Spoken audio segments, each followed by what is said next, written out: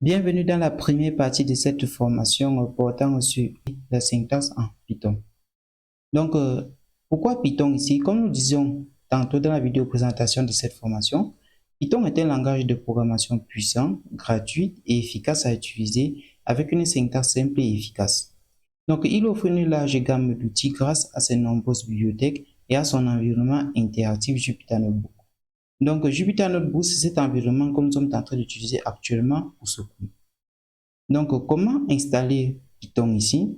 Donc, pour l'installation de Python, tout au long de cette formation-ci, il ne serait pas utile pour nous ou avantageux pour nous d'installer Python brut, proprement dit, et installer ensuite un environnement de développement intégré. Alors que nous pouvons faire tout cela en un.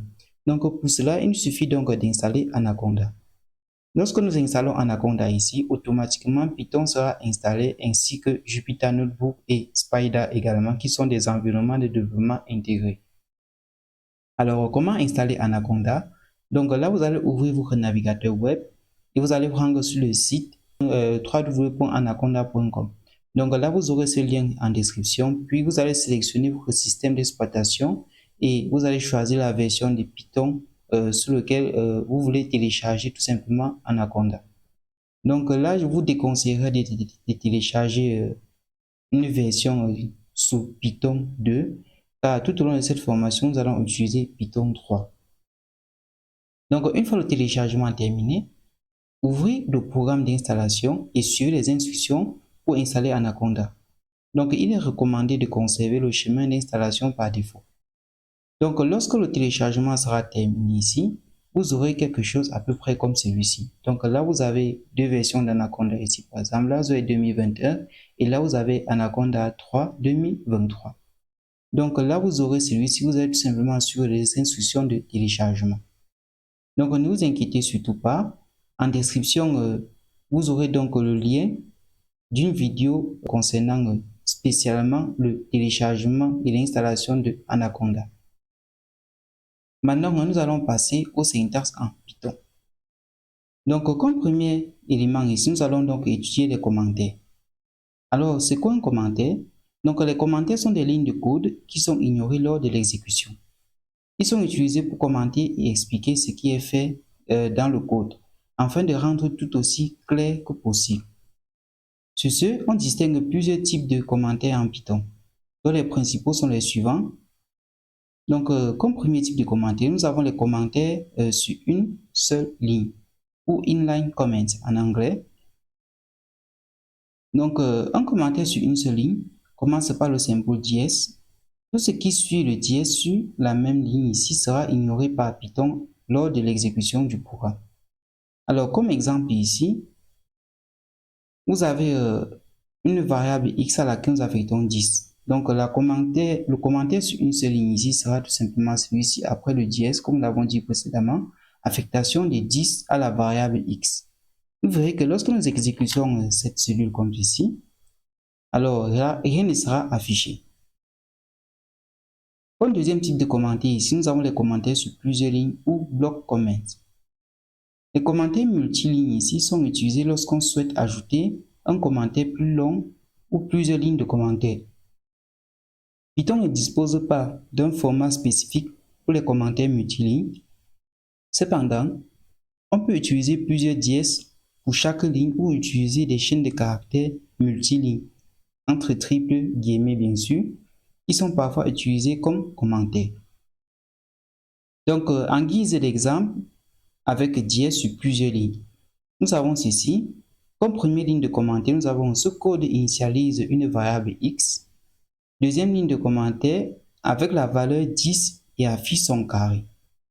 Vous verrez que lorsque nous exécutons naturellement ce bout de code, nous obtenons tout simplement 100, qui est l'élément qui est affiché, car ici nous avons utilisé la fonction print pour l'affichage x au carré.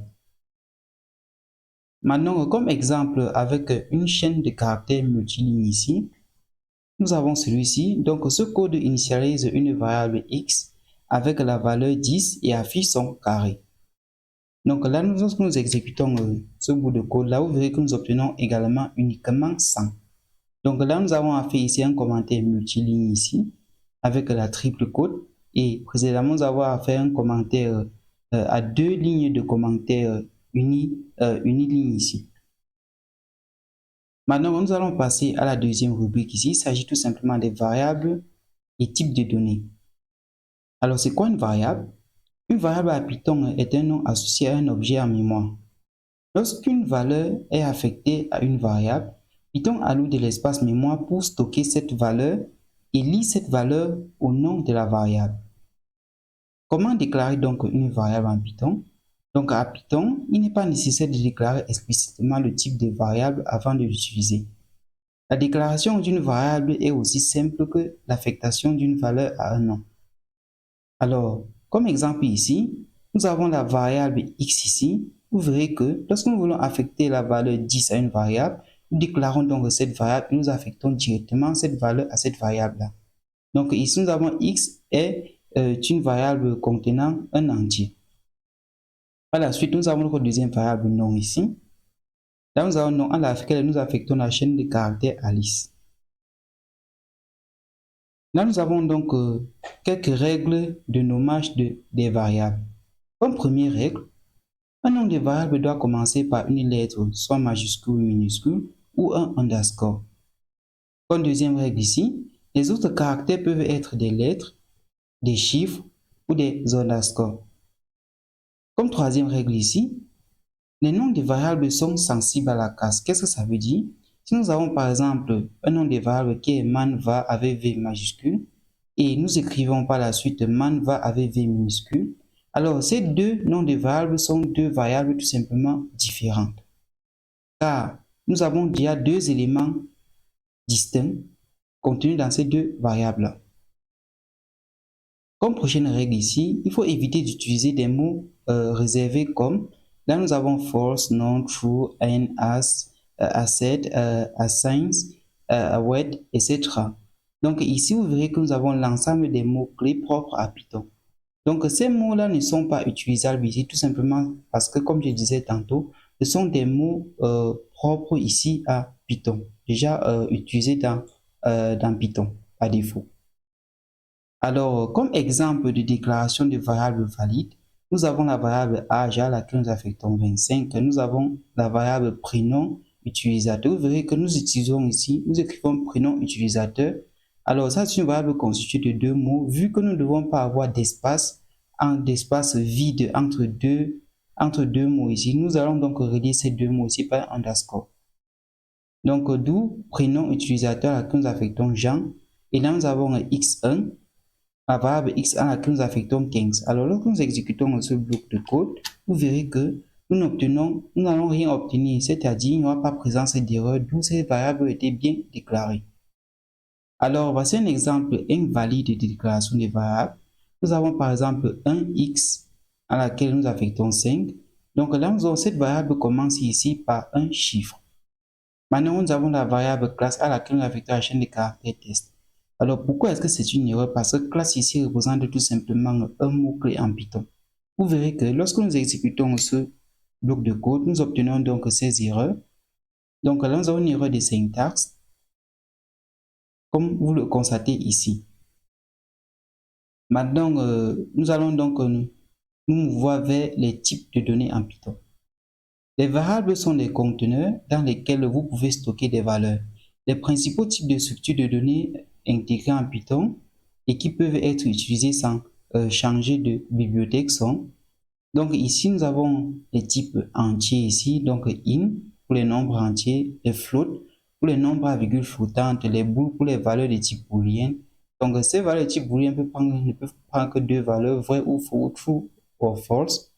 Nous avons les strings pour les séquences de caractères. Nous avons les listes. Les listes ici sont les tableaux intégrés de Python. Là, nous avons dict ou dictionnaire. Nous avons les tuples qui sont tout simplement des tuples. Donc ici, dans cette partie, nous allons voir l'ensemble de ces différents types de structures ici jusqu'au string. Alors, et aux listes naturellement. Comme premier élément ici, nous avons les int qui sont des entiers, en anglais integer. Alors le type int en Python représente tout simplement les nombres entiers, c'est-à-dire les nombres sans partie décimale qui soient positifs ou négatifs. Alors, comme déclaration ici, nous avons la variable x à laquelle nous affectons 10, qui est un entier ici. Nous avons x, la variable y à laquelle nous affectons moins 5, qui est également un entier, cette fois-ci un entier négatif. Ensuite, nous avons la variable z à laquelle nous affectons 0, qui est tout simplement un 0, non ni positif ni négatif, un neutre pour l'addition. Alors, comme propriété des entiers, là nous avons les entiers peuvent être de n'importe quelle taille. Il n'y a pas de limite de taille prédéfinie, à part la mémoire disponible. Donc, les entiers peuvent être utilisés pour des opérations arithmétiques comme l'addition, la soustraction, la multiplication, la division entière, les modulos, etc. Alors, voici les opérations courantes que nous avons sur les entiers. Là, nous avons la variable a à laquelle nous affectons 5, b à laquelle nous affectons 3. Donc, comme première opération, ici, nous avons l'addition. Donc, là, vous voyez que nous avons une addition de a et b. Là, nous avons la soustraction a moins b. Alors, et nous avons la multiplication a fois b, qui a donné 15 ici. Là, nous avons la division ici, a par b. Ne vous inquiétez surtout pas, nous verrons l'ensemble des opérations possibles et effectuables sur les variables ici dans la rubrique opérations sur les variables de cette formation. Alors, comme deuxième type de variable ici, nous avons les flottants ou les nombres à virgule flottants, en anglais floating point numbers. Le type float représente ici des nombres réels ou nombres à virgule flottants. Ce type est utilisé pour les nombres qui nécessitent une précision décimale. Alors, en ce qui concerne la déclaration, nous avons la variable a à laquelle nous affectons 3,14 ou 3.14. Donc là, nous avons affaire à un nombre à virgule flottant. Nous avons b à laquelle nous affectons moins 0,001, qui est un nombre négatif flottant ici, ou flottant négatif. Et là, nous avons c à laquelle nous affectons 2.0, qui est un nombre flottant égal à un entier. Alors, pourquoi est-ce que c'est égal à un entier? Parce que ici, la partie décimale est tout simplement nulle. Alors, nous allons voir donc quelques propriétés des flottants. Les nombres flottants ici peuvent contenir une partie entière et une partie décimale séparées par un point, comme l'aurait constaté. Ils sont utilisés pour des calculs nécessitant une précision décimale, comme les mesures physiques par exemple, ou les finances, et bien d'autres encore. Alors, les opérations courantes ici, nous avons également l'addition, la multiplication, la division et bien d'autres opérations encore, comme nous verrons dans la prochaine rubrique portant naturellement sur les opérations sur les variables. Alors, comme troisième type de données ici, nous avons les booles ou les valeurs booléennes. Alors, le type bool représente les valeurs de vérité, true ou false, donc vrai ou faux. Ce type est couramment utilisé dans les expressions conditionnelles et les boucles pour déterminer la logique d'exécution. Alors, en ce qui concerne la déclaration, exemple ici, là nous avons par exemple le nom de la variable isActive ici à laquelle nous affectons tout simplement la valeur true. Car rappelez-vous, nous avons dit que ces booléens peuvent prendre les valeurs true ou false, donc vrai ou faux. Là nous avons isReady à laquelle nous affectons la valeur false.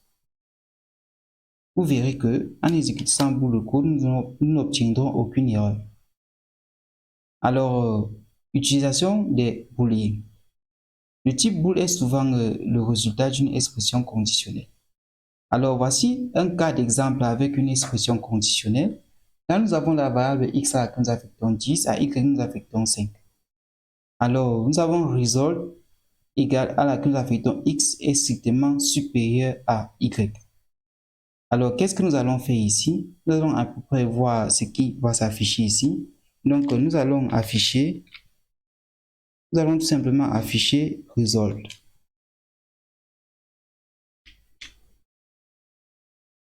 Donc là, nous affichons result comme ceci. Alors, qu'est-ce que nous obtenons? Vous verrez que nous obtenons true. Pourquoi true?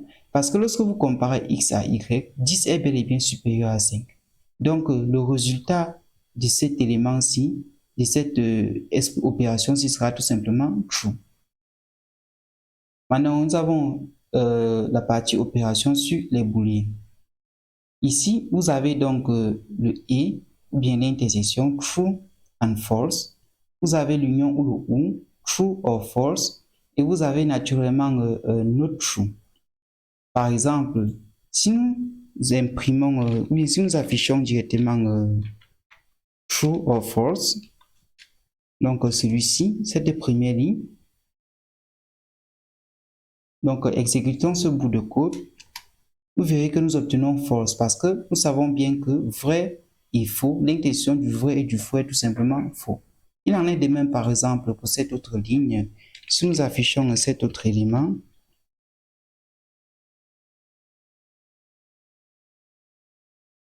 donc là, nous exécutons à nouveau. Vous verrez que en deuxième position, nous aurons true parce que vrai ou faux, bien l'union du vrai et du faux est tout simplement vrai.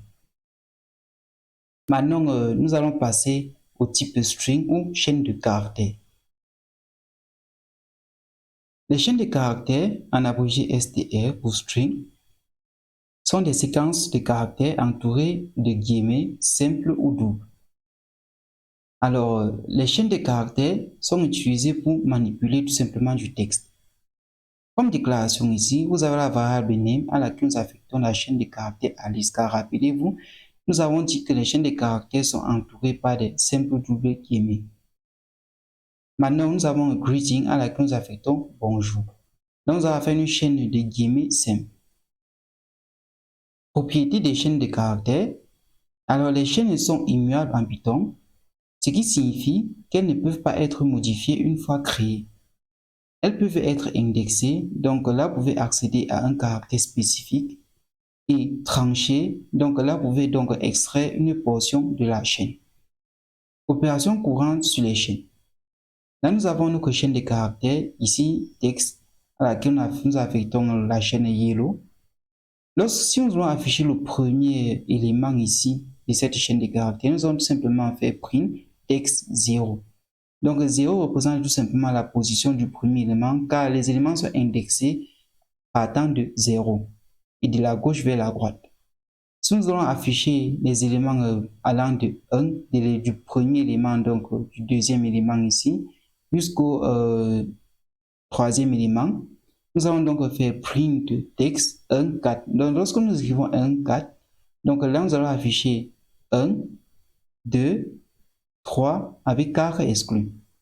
Donc lorsque nous exécutons ce bout de code, voici ce que nous obtenons. Comme premier affichage, nous avons H qui représente bel et bien le premier élément de notre chaîne de caractères.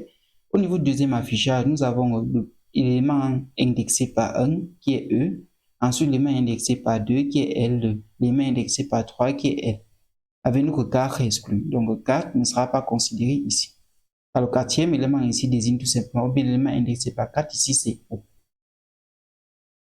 Donc là, nous allons maintenant voir la concaténation et les répétitions. Lorsque nous avons affaire à deux chaînes de caractères, la première chaîne par exemple c'est yellow, la deuxième chaîne c'est word. Si nous voulons afficher par exemple le yellow word, là nous allons tout simplement concaténer ces deux éléments. Alors la concaténation des deux éléments ici se fait tout simplement par l'addition. C'est un peu comme l'addition de deux nombres, sauf qu'ici en termes de chaîne de caractères, lorsque nous additionnons deux variables de type chaîne de caractères ici, là nous sommes en train de faire une concaténation. Maintenant, au niveau de la répétition, vous verrez que nous avons A fois 3 ici. Alors, en ce qui concerne ces différents symboles d'addition, soustraction, des exposants et consorts, ne vous en faites pas, nous allons également voir cette partie lorsque nous allons utiliser les opérateurs. Donc, pour le moment, notez que étoile ici, c'est tout simplement la multiplication. Là, nous avons A fois 3, ce qui signifie que nous allons multiplier cet élément 3 fois. Donc, vous verrez que nous allons donc afficher ces éléments-là.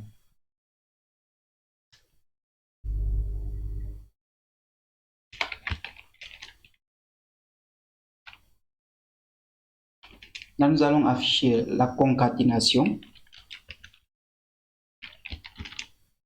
Donc là, c'est concaténation. Par la suite, nous allons également afficher la répétition.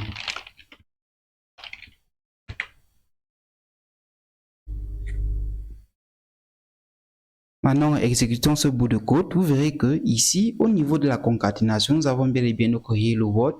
Et maintenant, au niveau de la répétition, nous avons yellow, yellow, yellow, une fois de plus, parce que nous avons A fois 3. Donc, A qui était tout simplement yellow. Donc, vous pouvez ouvrir et fermer une chaîne en utilisant soit les caractères des côtes, soit les caractères double côte ou triple côte ici.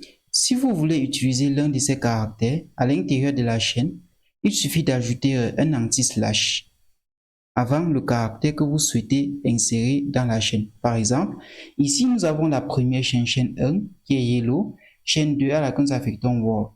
Chaîne 3 ici, nous avons the quick brown fox jumps over the lazy dog.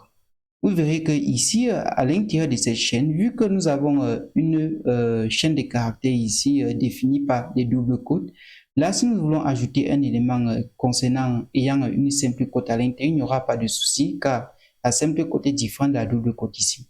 Mais là, au niveau de over, nous voulons ajouter donc over qui se trouve entre deux doubles côtes. Nous allons donc utiliser l'anti-slash comme nous l'avons dit précédemment.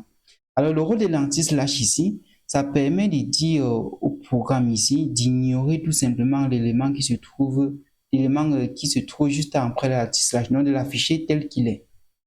Alors, d'où la présence de l'anti-slash qui permet d'afficher cette double côte telle qu'elle est, et ici également pour l'affichage de cette seconde double côte. Alors, lorsque nous allons afficher, donc print l'ensemble de ces éléments, donc chaîne 1, chaîne 2, chaîne 3, voici ce que nous obtenons après exécution. Vous verrez que chaîne 1, nous avons yellow. Ensuite, chaîne 2, nous avons word.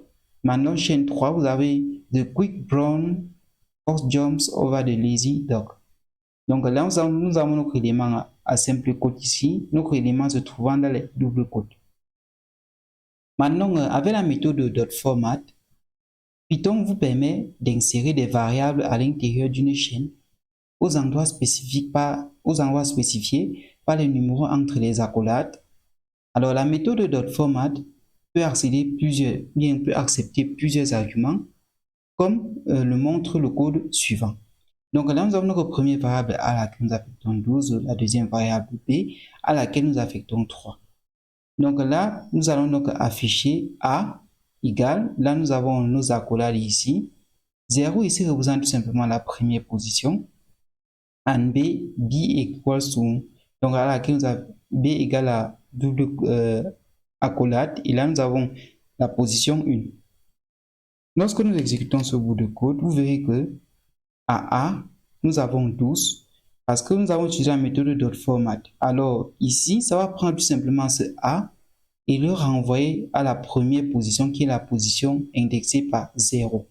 D'où A ici sera égal à 12. Car ce A, vu que c'est en commentaire, A égale A sera conservé, mais cette valeur-ci va prendre la valeur qui se trouve dans la variable A. Et la variable A contient tout simplement 12. Il en est de même pour B.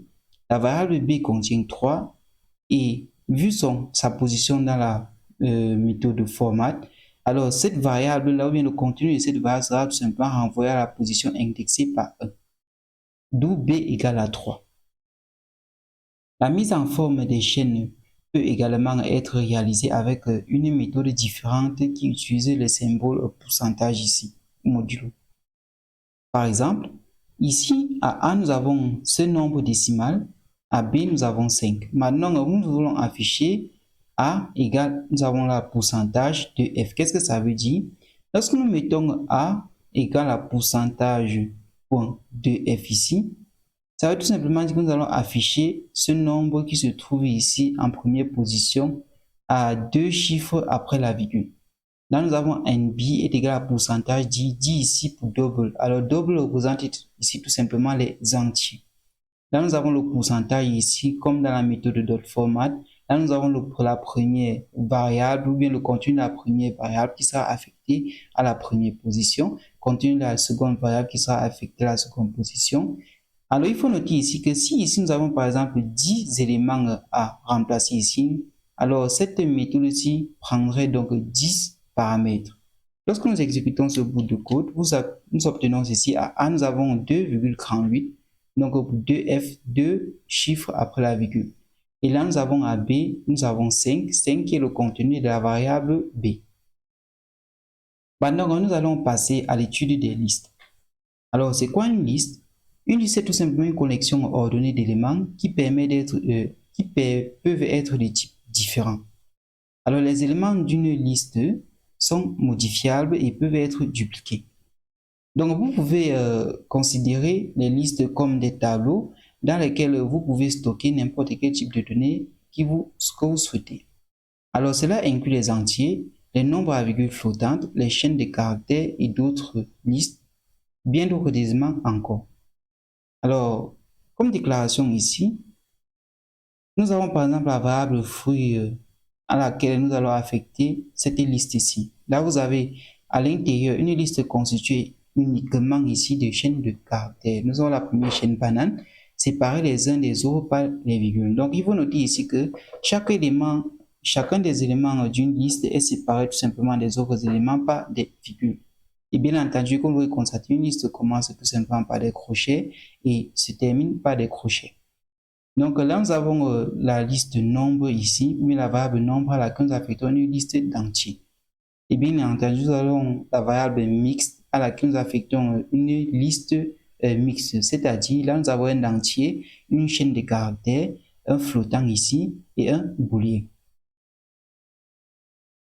Donc, nous avons également un autre exemple d'affichage en bas. Nous avons mylist1. Alors, nous avons une liste d'entiers. Cela crée donc une liste d'entiers ici. Nous avons une liste 2. Donc, là, une liste mixte ici. Là, nous avons math. Ici, nous avons une liste dont chacun des éléments ici est une liste. Donc, vous voyez que une liste peut également contenir des listes.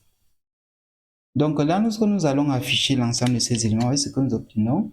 Nous avons ma liste 1 qui est ceci, nous avons ma liste 2 qui est tout simplement ceci, et ma liste 3, comme vous le voyez ici bien, est une liste de listes. Maintenant, nous allons passer maintenant à l'exploration de la manière de récupérer des données à partir des listes. Par exemple, ici, nous avons la variable à laquelle nous avons affecté cette liste d'entiers. Alors, si nous voulons afficher le premier élément de la liste, comme dans le cas des chaînes de caractères, il suffira d'écrire print à 0. Maintenant, à A1 ici, nous allons tout simplement affecter yellow, la chaîne de caractères yellow. Qu'est-ce que ça veut dire?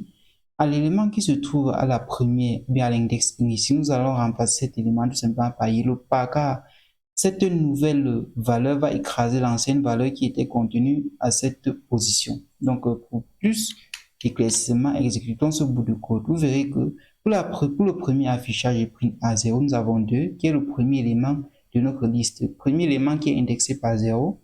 Pour le premier et deuxième affichage print A, ici, vous verrez que nous avons affiché notre liste A ici, mais au niveau de la deuxième position ici, ou bien de la position indexée par 1 qui est la deuxième position, au lieu de 4, nous aurons yellow, car c'est yellow que nous avons affecté à A1 viendra écraser donc cette valeur car qui était à cette position précédemment. Par la suite, nous avons print B01. Alors, là, nous obtenons 6. Pourquoi? Car nous avons créé une deuxième liste B à laquelle nous allons affecter une liste de listes. Alors, la première liste sous-liste de cette liste-là, c'est la liste 3, 6 et la deuxième sous-liste, c'est la liste 9, 12. Lorsque nous allons afficher B01, donc là, nous avons 0, la position 0 sur en X ici, et la position 1 en ordonnée. Ce qui va nous donner tout simplement ici 6. Ok? Alors, maintenant, nous allons passer ici. Les listes sont également des méthodes intégrées que vous pouvez utiliser pour effectuer des opérations sur le contenu. Nous allons maintenant explorer les fonctions les plus utilisées de ces méthodes-là. Là, nous avons la fonction append qui permet d'ajouter tout simplement l'élément à la fin de la liste ou un élément à la fin de la liste. Là, nous avons une liste ici. Nous utilisons la fonction append ici pour ajouter orange. Alors, lorsque nous exécutons ce bout de code, vous verrez que à l'affichage, nous avons orange qui vient s'ajouter à la fin de la liste. Comme deuxième fonction, ici, nous avons la fonction clear qui permet de supprimer tous les éléments de la liste. Par exemple, ici, nous avons un fruit, la liste cette liste de fruits ici. Donc, nous avons apple, banana, curry. Donc, là, nous avons fruit.clear. Si nous affichons cette liste-là, vous constatez que nous avons une liste vide parce que grâce à la fonction get, tous ces éléments, tout le contenu de la liste a tout simplement été supprimé. Nous avons ensuite la fonction copie qui retourne une copie de la liste. Par exemple, ici, nous avons notre même liste fruits ici. Par la suite, nous allons copier tout simplement cette liste-là. Donc, fruit copy equals soon. Donc, à laquelle nous allons affecter fruit.copy. Exécutons ce bout de code. Là, vous verrez que nous aurons exactement notre liste de départ qui s'affiche, mais cette liste-ci est contenue plutôt dans la variable fruit copy note non et non la variable fruit. Nous avons ensuite la fonction count value. Alors, cette fonction retourne le nombre d'éléments égaux à value. Alors, qu'est-ce que ça veut dire? Nous avons notre liste de départ. Par la suite, nous utilisons la fonction count. Dans un count Apple equals to, à laquelle nous affectons free.count. Donc là, nous avons free.count Apple. Combien de fois avons-nous Apple dans notre liste? Nous avons Apple 2 fois, donc la valeur affichée à l'écran serait 2. D'où cette valeur-ci. Par la suite, nous avons la fonction extend. Alors, la fonction extend permet d'ajouter l'objet itérable spécifié à la fin de la liste. Par exemple, là, nous avons notre première liste de fruits. Nous avons fruit.extend. Nous avons curry and orange. Non, maintenant, lorsque nous affichons cet élément, vous verrez que nous avons curry ici. Là, nous avons orange. Ces deux éléments apparaissent donc à la fin de notre liste. Par la suite, nous avons la fonction index ici qui retourne la position du premier élément de la liste qui correspond à value. Par exemple, si nous avons notre liste ici, liste de fruits, là nous avons index banana. Donc nous voulons l'index de la banane est égal à fruit de index banana. Lorsque nous exécutons ce bout de code, vous voyez que nous obtenons 1 parce que c'est tout simplement le deuxième élément et nous avons dit précédemment que le deuxième élément d'une liste est indexé tout simplement par 1. Donc par la suite, nous avons la méthode insert pop element. Donc là, nous avons position et élément. Ce sont ces deux éléments, mais ces deux paramètres. Donc là, cette fonction permet d'ajouter un élément à la position spécifiée par pose. Par exemple, nous avons fruit ici. Nous avons fruit.insert à la position 1. Nous allons insérer orange. Alors, lorsque nous exécutons ce bout de code-ci, vous verrez que là, nous avons orange qui est inséré. Donc là, vous comprenez la différence entre l'action de remplacer et l'action d'insérer. Donc nous avons inséré à la position 1, ce qui voudrait donc dire que notre liste va passer de taille 3 à taille 4. Mais à la position 1, nous allons donc avoir orange et les positions des éléments successeurs sont tout simplement décalées de leur index. Par la suite, nous avons la fonction pop position. Alors, cette fonction supprime l'élément à la position spécifiée par pose. Si pose n'est pas spécifié, alors cet élément supprime le dernier élément de la liste. Par exemple, ici nous avons notre liste de fruits. Ensuite, nous avons pop fruit, fruit.pop1. Donc là, nous avons pop1. Qu'est-ce que ça veut dire? Nous allons supprimer l'élément se trouvant à la position 1. Donc, lorsque nous exécutons ce bout de code, voici ce que nous obtenons. Lorsque nous affichons fruit après l'exécution de cette instruction-ci, nous avons Apple et nous avons Kirin. Donc, banana qui se trouve à la position 1 a été tout simplement supprimé. Et maintenant, lorsque nous allons print pop fruit, donc print pop fruit ici va nous afficher tout simplement uniquement banana. Alors, par la suite, nous allons donc voir la fonction remove value. Alors, cette fonction remove value nous permet donc de supprimer le premier élément de la liste qui correspond à value. Par exemple, là nous avons notre liste, là nous avons fruit.remove banana. Alors ici, vous verrez que nous avons deux bananes dans notre liste, mais les éléments sont comptés de la gauche vers la droite par défaut. Donc ici, cette fonction va donc enlever le premier banana. Il va voir lorsqu'il va se mouvoir de la gauche vers la droite, d'où l'affichage de cette nouvelle liste ici. Vous verrez que nous n'avons qu'un seul banana qui se trouve à la fin. Maintenant, nous allons voir la fonction reverse. La fonction reverse ici permet d'inverser l'ordre des éléments dans la liste. Par exemple, ici nous avons fruit, apple, banana, curry. Donc là nous avons fruit de reverse. Lorsque nous affichons cet élément, nous exécutons. Là nous avons query, banana et maintenant vous avez apple. Donc ça inverse juste l'ordre, c'est-à-dire le dernier devient le premier, l'avant-dernier devient le second, etc. Maintenant, nous allons voir la dernière fonction ici, qui est la fonction sort. La fonction sort ici permet de trier les éléments de la liste. Par exemple, ici, nous avons la liste fruits, donc là, qui contient banana, curry et apple. Nous avons fruit de sort.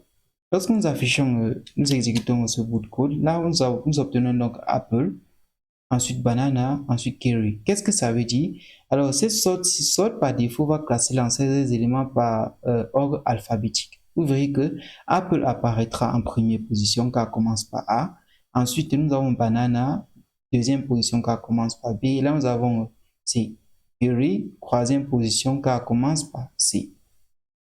Alors, c'était tout pour cette première partie portant sur les syntaxes en Python. Alors, ici, nous avons donné toutes les syntaxes ici et excepté deux types de données ici. Il s'agit ici de dictionnaires des tuples.